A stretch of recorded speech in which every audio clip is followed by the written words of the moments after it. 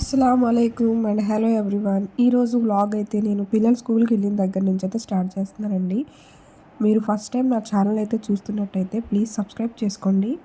మన family members అయితే like చేసి ఈ వీడియో లాస్ట్ వరకు చూడండి. తప్పకుండా ఒక కామెంట్ అయితే చేయండి. బెడ్రూమ్లో నుంచి విండో తీసి చూస్తే ఎండ అయితే బాగా వస్తుంది. సో కాసేపు అయితే నేను విండో అయితే ఇలా తీసి అయితే పెడతాను. చూడడానికి గ్రీనరీగా ఉంటుంది, ఇంకా చాలా పీస్ఫుల్గా అయితే ఉంటుంది. చూసారా ఈ చెట్లు ఇవన్నీ చూడడానికి చాలా బాగుంటాయి. దూరం నుంచి హిల్స్ కనిపిస్తూ ఉంటాయి. నేనైతే రోజు మార్నింగ్ ఒక 15 మినిట్స్ ఇలా ఇక్కడే నుంచొని ఇలాగా సన్ రైజ్ ఇంకా హిల్స్ గ్రీనరీ అయితే చూస్తూ ఉంటాను. మనకి కళ్ళకు కూడా చాలా మంచిదండి గ్రీన్ని చూస్తూ ఉంటుంది. గ్రీన్ కలర్ పాజిటివ్ వైబ్స్ని ఇస్తుంది, ఇంకా కళ్ళకు కూడా చాలా మంచిది. మనకి ఒక పాజిటివ్ ఫీలింగ్ అయితే వస్తుంది. మీ ఇంటి దగ్గర ఏమైనా చెట్లు ఉంటే కానీ ఇలాగ సన్ రైజ్ వస్తున్నప్పుడు కాసేపు అయితే కూర్చొని ఇలా గ్రీనరీని అయితే ఎంజాయ్ చేయండి. ఇంకా మన పనిలోకి వచ్చేస్తే తర్వాత నేను వాషింగ్ మిషన్ ఆన్ చేయడానికి అయితే బట్టలు తీసుకొని వెళ్ళిపోతున్నాను. ఎండగా ఉన్నప్పుడే బట్టలు వాషింగ్ మిషన్లో వేసుకుంటే మనకి తొందరగా ఆరిపోతాయి, ఇంకా ఫోల్డ్ చేసుకోవడానికి కూడా చాలా బాగుంటాయి. ఎండలో ఆరిన బట్టలు ఎప్పుడూ క్లీన్గా అనిపిస్తూ ఉంటాయి కదా. ఇంకా కొత్త వాషింగ్ మిషన్ కొన్న తర్వాత నాకు చాలా వరకు టైం అయితే సేవ్ అవుతుందని చెప్పాలి. పాత వాషింగ్ మిషన్ ఉన్నప్పుడు చాలా వరకు టైం వేస్ట్ అయ్యేది. ఇంకా నేను వ్లాగ్స్ పెట్టకుండా డిలే ఎందుకు చేశానంటే ఇంకా నాకు గొంతు ఇన్ఫెక్షన్ ఉందండి. ఇప్పుడు ఈ వీడియోకి కూడా వాయిస్ ఓవర్ ఇస్తుంటే బాగా జలుబు చేసి అయితే ఉంది. ఇంకా 3-4 డేస్ నుంచి మా ఇంటి దగ్గర ఒక గుడి అయితే కట్టారండి. ఆ గుడిలో పూజలు అవి జరుగుతున్నాయి. ఇంకా 3-4 రోజుల నుంచి అక్కడ మైక్లో బాగా సాంగ్స్ అవి పెట్టారు. సో నేను వాయిస్ ఓవర్ ఇవ్వడానికి అసలు కుదరలేదు. వాషింగ్ మిషన్లో బట్టలు వేసిన తర్వాత అసలు పట్టించుకోకుండా వదిలేస్తే జస్ట్ ఒక 1.5 అవర్లో 1 అవర్లో నాకు బట్టలు అయితే వాష్ అయ్యి వచ్చేస్తాయి. ఇంకా వేరే పనులు చూసుకోవచ్చు. వాషింగ్ మిషన్ ఆన్ చేసిన తర్వాత అక్కడే నుంచొని పాత వాషింగ్ మిషన్కి చాలా కష్టపడ్డానండి నేనైతే. అక్కడే ఉండి టైం వేస్ట్ చేసుకోకుండా ఒక ప్రాబ్లం అయితే సాల్వ్ అయ్యిందనే చెప్పొచ్చు. ఆ తర్వాత నేను పిల్లలకి క్యారేజ్ కూడా కట్టేయడానికి వచ్చేసానమాట. స్పూన్ ఇంకా నాప్కిన్ పెట్టేశాను లంచ్ బ్యాగ్లో. లెఫ్ట్ ఓవర్ పలావ్ అయితే ఉందండి. ఇంకా పలావ్ కొంచెం ఫ్రిడ్జ్లో నుంచి తీసి ఒక 20 మినిట్స్ ముందే కొంచెం స్టవ్ మీద పెట్టేశాను. ఆ తర్వాత పిల్లలకి ముగ్గురికి లంచ్ అయితే పెట్టేసి ఇచ్చాను. 11:30కే కట్టేశానండి. ఎందుకంటే ఆల్రెడీ ఇంకా ఉపవాసం ఉన్నప్పుడు కొంచెం తొందరగా 1 లోపే పనులన్నీ చేసేసుకుంటే కాసేపు నమాజ్ చదువుకొని రెస్ట్ తీసుకోవచ్చు కదా అని చెప్పి పనులన్నీ తొందరగా చేసేసుకుంటున్నాను. ఇంకా ఈ నెల మొత్తం ఇంకా అంతేనండి. 15 నుంచి హాఫ్ డే స్కూల్స్ అని అయితే చెప్తున్నారు. అప్పుడైతే ఇంకా లంచ్ పెట్టాల్సిన అవసరం కూడా ఉండదు. మీ పిల్లలకి కూడా హాఫ్ డే స్కూల్స్ స్టార్ట్ అవుతుందని చెప్తున్నారా స్కూల్లో? కామెంట్ బాక్స్లో కామెంట్ చేయండి. ఆ తర్వాత పిల్లలకైతే లంచ్ బ్యాగ్లో లంచ్ పెట్టేశారనమాట. పిల్లలు మార్నింగ్ టైంలోనే ఇంకా వాటర్ బాటిల్స్ స్నాక్స్ అయితే తీసుకెళ్తారు. ఒకసారి మా బాబు అయితే మర్చిపోతాడు, అప్పుడు నేనేమో లంచ్ బ్యాగ్లో పెట్టి ఇస్తానన్నమాట. ఇంకా మీరందరూ ఫాస్టింగ్ ఉంటున్నారా? ఫాస్టింగ్ ఉన్నప్పుడు మీ ఫాస్టింగ్స్ అన్నీ ఎలా ఉంటున్నాయి? కొంచెం ఎండ ఎక్కువ అవుతుంది కదండి. ఇంకా 3-4 డేస్ నుంచి ఎండ కూడా ఉంటుంది.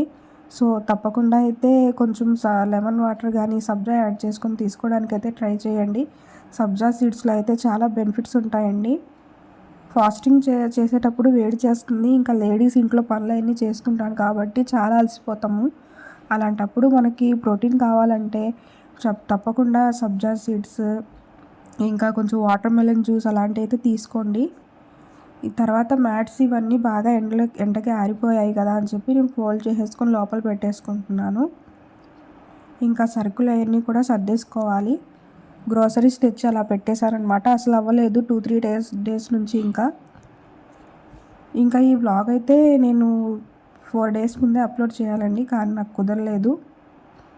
అందుకని మధ్యలో కుకింగ్ వీడియోస్ అయితే పెడుతున్నానండి షార్ట్స్లో. మీరు చూసారా? నా కుకింగ్ వీడియోస్ చూసినట్లయితే ఎలా ఉన్నాయో కింద కామెంట్ చేసి తప్పకుండా చెప్పండి. నేను ఫస్టే అనుకున్నాను అనమాట, రంజాన్ నెల మొత్తము ఇఫ్తార్లో ఏదైనా స్పెషల్ చేసి పెట్టాలని చెప్పి. అందుకే డైలీ నాకు హెల్త్ బాగున్నా బాగోకపోయినా ఏదో ఒక వీడియో అయితే అప్లోడ్ చేస్తూనే ఉన్నాను షార్ట్స్లో. తప్పకుండా చూసి నన్ను ఇన్స్టాగ్రామ్లో కూడా ఫాలో అవ్వండి. తప్పకుండా షార్ట్స్కి ఒక లైక్ చేసి సబ్స్క్రైబ్ కూడా చేసుకోండి. ఇంకా గ్రోసరీస్ సర్దేసుకోవడానికైతే హాల్లో వచ్చేసాను. ఇంకా స్టీల్ బాక్స్లు అవన్నీ తీసుకొచ్చేసానమాట కబోర్డ్స్లో నుంచి. ఇవన్నీ సర్దుకోవాలి. సర్దుకుంటేనే ఇంకా పిల్లలు స్కూల్కి వెళ్ళినప్పుడు నాకు పని ఈజీ అయిపోతుందన్నమాట. పిల్లలు ఉంటే అటు ఇటు తిరుగుతూ ఉంటారు. నాకు అసలు అలా డిస్టర్బ్డ్గా ఉంటే ఏ పని చేయాలని అయితే అనిపించదు.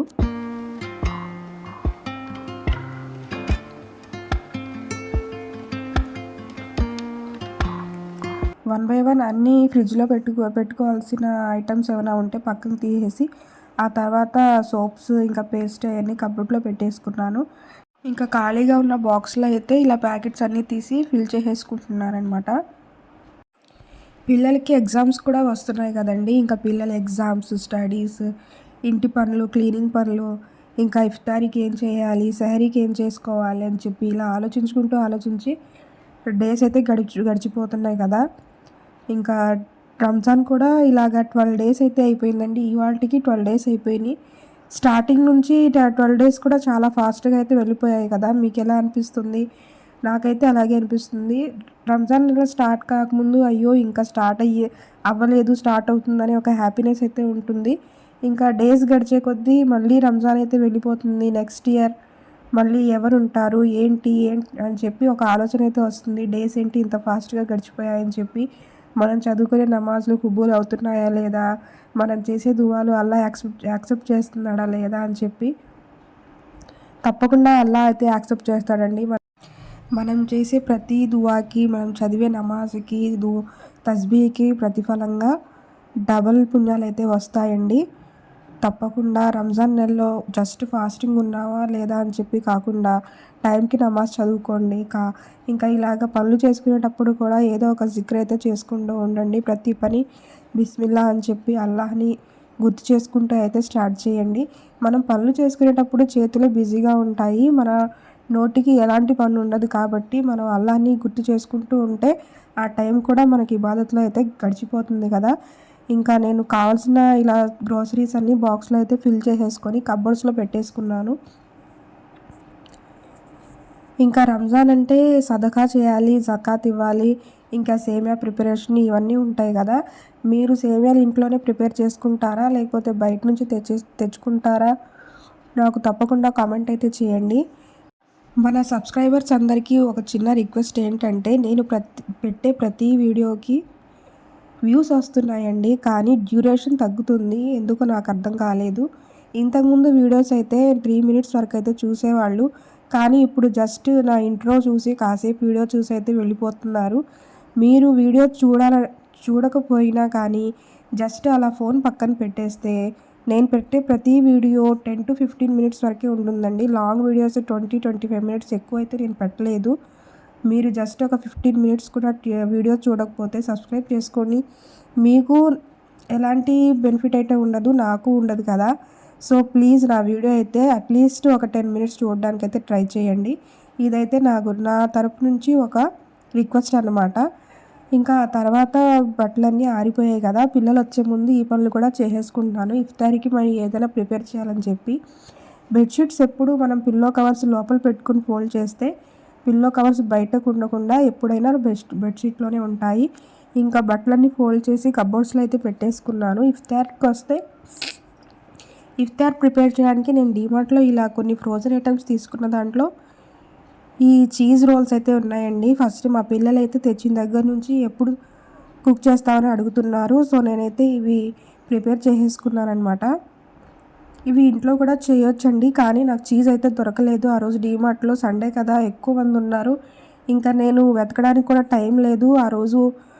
ఫస్ట్ డే కదా సండే, ఇంకా ఫాస్టింగ్ ఉండి వెళ్ళాం కాబట్టి టైం కూడా అయిపోతుందని చెప్పి నేను వచ్చేసానండి. చీజ్ అయితే తీసుకుందాం అనుకున్నా.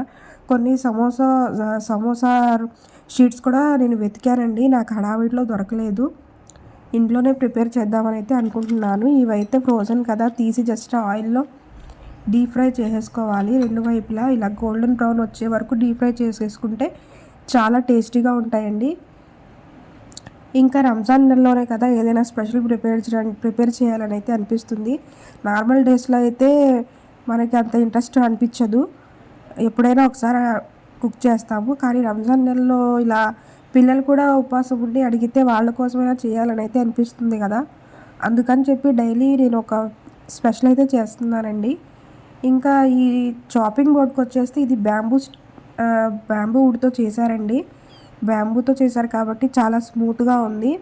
నాకైతే ఇలా కొత్త చాపింగ్ బోర్డ్ మీద కట్ చేయడం చాలా అయితే నచ్చింది. అందుకని చెప్పి నేను ఎక్కువ చాపర్ కూడా యూజ్ చేయకుండా ఇంకా ఈ కటింగ్ బోర్డు మీదే కట్ చేసేసుకుంటున్నాను. నాకు ఇష్టం అన్నమాట ఇలా కట్ చేయడం అంటే.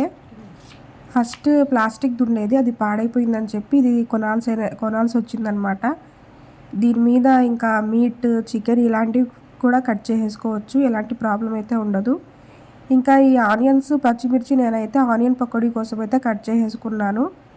ఒక బౌల్ తీసుకొని ఆనియన్స్ని ఇలాగ నిలువుగా కట్ చేసేసుకోవాలండి. కట్ చేసేసుకొని ఇందులోనే పిల్లలు గ్రీన్ చిల్లీస్ తినడానికైతే ఇష్టపడరు కాబట్టి ఒకటైతే వేసేసుకున్నాను నేనైతే. కొంచెం శనగపిండి కూడా యాడ్ చేసేసుకోవాలి. ఆ తర్వాత కొంచెం పసుపు, కొంచెం కారం అయితే యాడ్ చేసుకోండి. కారంని కొంచెం తగ్గించే వేసుకోండి. ఆ తర్వాత కొంచెం సాల్ట్ యాడ్ చేసేసుకున్నాను. సాల్ట్, కారం, పసుపు యాడ్ చేసిన తర్వాత బాగా మిక్స్ చేసుకోవాలండి. ఇందులో వాటర్ అయితే యాడ్ చేయకూడదు, ఆయిల్ యాడ్ చేసుకోవాలి. హీట్ చేసిన ఆయిల్ అయితే ఇంకా బాగుంటుంది. కొన్ని కరివేపాకుని కూడా ఇలాగా చిన్న చిన్న పీసెస్గా అయితే కట్ చేసుకొని యాడ్ చేసేసుకోవాలి. ఆ తర్వాత ఇంకా ఆ ఉల్లిపాయల్లోనే కొంచెం వాటర్ కంటెంట్ ఉంటుంది కాబట్టి బాగా గట్టిగా ప్రెస్ చేసేసుకుంటే మనకి అంత వాటర్ అయితే యూజ్ చేయాల్సిన అవసరం అయితే ఉండదు. ఇలా బాగా ఉల్లిపాయలని, శనగపిండిని మిక్స్ చేసేసుకున్న తర్వాత కొంచెం వాటర్ అయితే యాడ్ చేసేసుకోవాలి. ఒకేసారి ఎక్కువ వాటర్ వేయకూడదు. పిండి పలుచగా అయితే పకోడీ అయితే సరిగ్గా రాదు. చూసారా, ఇలా పకోడీ ఆయిల్లో వేయడానికి వీలుగా ఉండేటట్టు చేతికి ఇలా పట్టుకొని చూడాలన్నమాట. ఆ తర్వాత ఇందులో కొంచెం బియ్యపు పిండి యాడ్ చేసుకోవాలి. బియ్యపు పిండి వల్ల ఏంటంటే పకోడీ టేస్ట్ క్రంచీగా అయితే ఉంటుంది. బియ్యపు పిండి కూడా యాడ్ చేసి ఇలాగ కొంచెం వాటర్ యాడ్ చేసుకోవాలి. మీకు వాటర్ ఎంత సరిపోతుందో చూసి యాడ్ చేసుకోండి, ఒకేసారి అయితే వేయద్దు. ఆ తర్వాత పక్కన ఆయిల్ కూడా హీట్ చేసుకోవడానికి పెట్టేసుకున్నాను స్టవ్ మీద. ఇఫ్తారీకి ముందు ఒక అరగంట లేకపోతే ఒక గంట ముందైనా మనం ఇఫ్తారీ ప్రిపేర్ చేసేసుకోవడం మంచిదండి. ఎందుకంటే ఇఫ్తార్ టైంలోనే కదా దువా అయితే తప్పకుండా కబూల్ అవుతుంది. అందుకని చెప్పి కిచెన్లో ఎక్కువసేపు టైం వేస్ట్ చేసుకోవద్దు. నేనైతే ఇఫ్తారీకి ఏదో ఒక స్పెషల్ చేసి ఆ తర్వాత సెహరీకి కావాల్సిన వంట మొత్తం నేను ఇఫ్తారీ తర్వాత 7:30 ఆ టైంలో అయితే స్టార్ట్ చేసేసుకుంటాను. స్టార్ట్ చేసిన తర్వాత 9కి మొత్తం పనులన్నీ చేసేసుకొని పిల్లలకి డిన్నర్ కూడా పెట్టేసి ఇంకా తరావీ, ఇషా నమాజ్ చదువుకుంటాను. నాకు కొంచెం పీస్ఫుల్గా అయితే అనిపిస్తుంది. ఆ తర్వాత 10కి నా పనులన్నీ కంప్లీట్ అయిపోతాయి. ఇలాగ పకోడీ ఆయిల్లో వేసుకొని గోల్డెన్ బ్రౌన్ కలర్ వచ్చే వరకు ఫ్రై చేసేసుకోవాలి, రెండు వైపులా తిప్పుతూ. ఆ తర్వాత ఒక బౌల్లో తీసుకొని సర్వింగ్ చేసుకోవచ్చండి. ఇఫ్తారీకి డీప్ ఫ్రై ఐటమ్స్ తినడం కొంచెం రిస్కే, కానీ మనం తినే క్వాంటిటీలో అయితే ఎక్కువ క్వాంటిటీలో తినకుండా కొంచెం తక్కువ అయితే తింటే ఎలాంటి ప్రాబ్లం అయితే ఉండదండి. సాస్లో కానీ కొంచెం కారపొడిలో కానీ యాడ్ చేసుకొని తింటే పకోడీ టేస్ట్ చాలా బాగుంటుంది. ఇంకా మా పిల్లలు, నేను అయితే కూర్చొని ఇఫ్తారీకి కావాల్సిన ఐటమ్స్ అన్నీ ఇక్కడ పెట్టేసుకున్నాం అన్నమాట.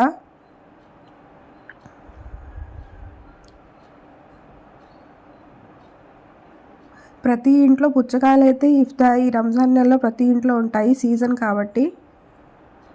మా ఇంట్లో కూడా ఒక్క రోజు కూడా ఉండకుండా అయితే ఉండట్లేదు. ఆ తర్వాత గంజి మసీద్ నుంచి అయితే తీసుకొస్తారండి. ఆ తర్వాత నేనైతే ఇలాగ అన్నీ సర్వ్ చేసేసుకొని పక్కన పెట్టేసుకున్నాను. పిల్లలు, నేను కూర్చొని అయితే ఇఫ్తార్ టైంలో ఇఫ్తార్ స్టార్ట్ చేసేసామన్నమాట. పిల్లల్ని కూడా మనతో పాటు కూర్చోబెట్టుకొని ఇలా ఇఫ్తార్ చేస్తే చాలా బాగుంటుంది. వాళ్ళకి కొన్ని మంచి మాటలు కూడా చెప్పవచ్చు. వీడియో నచ్చితే సబ్స్క్రైబ్ చేసుకోండి. Thank you so much for watching. Next వ్లాగ్లో కలుద్దాం. అల్లా హాఫీజ్.